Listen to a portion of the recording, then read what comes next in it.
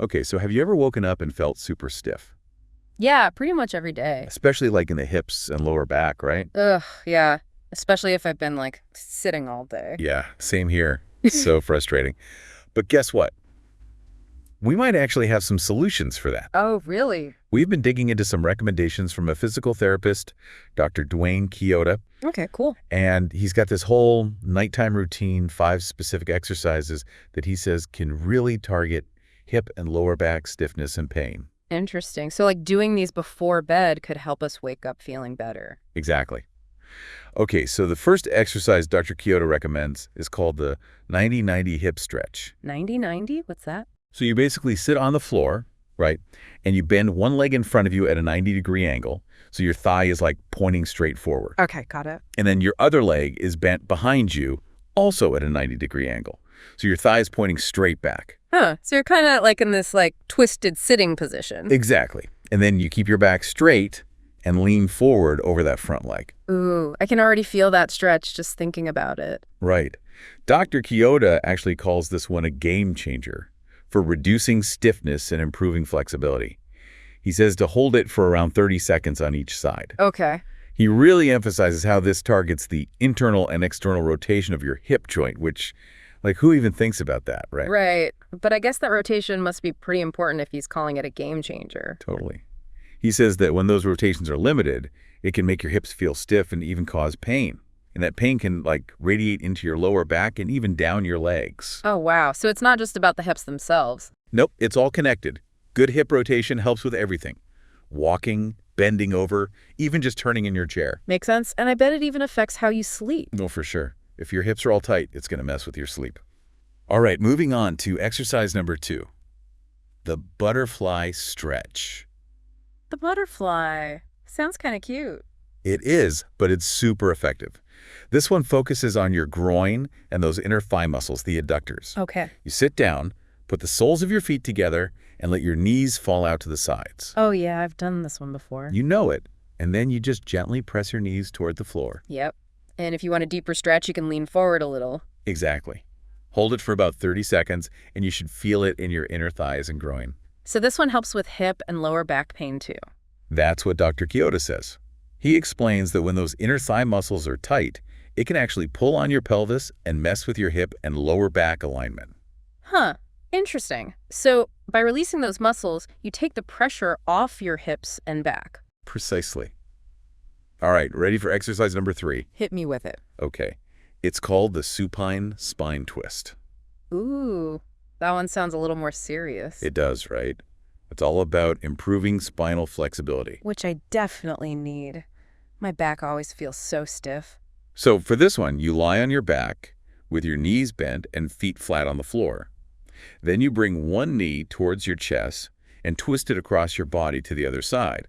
You want to stretch your arms out to the sides for balance. Okay, so like a gentle twisting motion. Yep. Hold it for 20 to 30 seconds on each side. Dr. Chioda says this helps to loosen up your lower back and improve your overall spinal mobility. And I bet that helps with everyday movements. Absolutely. Think about all the times you twist and turn throughout the day. A more flexible spine can handle all that way better. True. This could be really helpful for people who wake up with back stiffness. Oh, for sure. Yeah.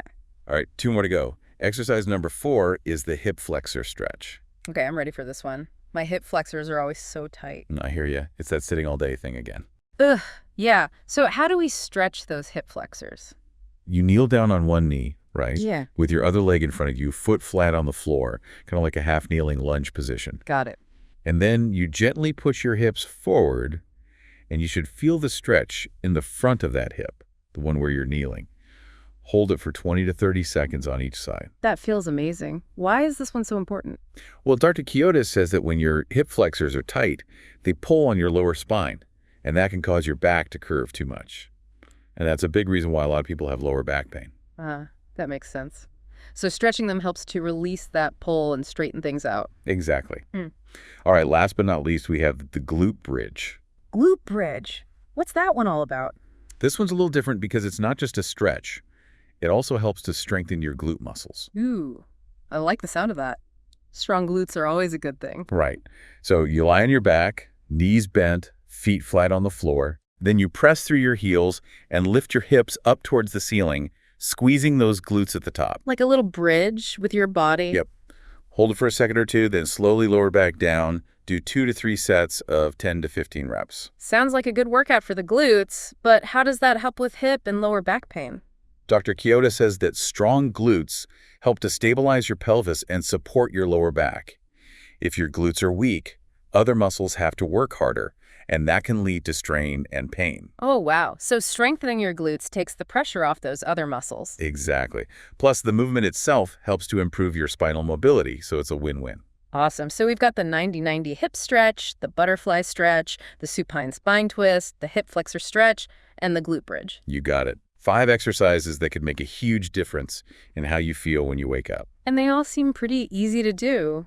You don't need any special equipment or anything. Exactly. You can just do them right before bed, which is awesome. Yeah. It's really cool how something so simple can potentially have such a big impact. Just a few minutes each night could lead to less pain and more energy in the morning. I like it. It makes you think, too, about those little things we can do consistently that add up over time. Totally. It's not always about huge, drastic changes. Yeah. Sometimes it's the small, consistent habits that really make a difference. Absolutely. You know, it would be interesting to hear from listeners which of these stretches they find the most helpful. Everyone's body is different, so what works for one person might not work for another. That's a great idea. Maybe some people will notice that certain stretches target their specific problem areas better than others. It's all about figuring out what works best for you. Yep, exactly. Well, we hope this deep dive into Dr. Kyoto's recommendations has been helpful and that you all wake up feeling amazing tomorrow. Thanks for joining us. Night, everyone. Sleep well. Make sure to subscribe for more mobility and stretch routines. Valley Rehab, Physical Therapy and Return to Work Center.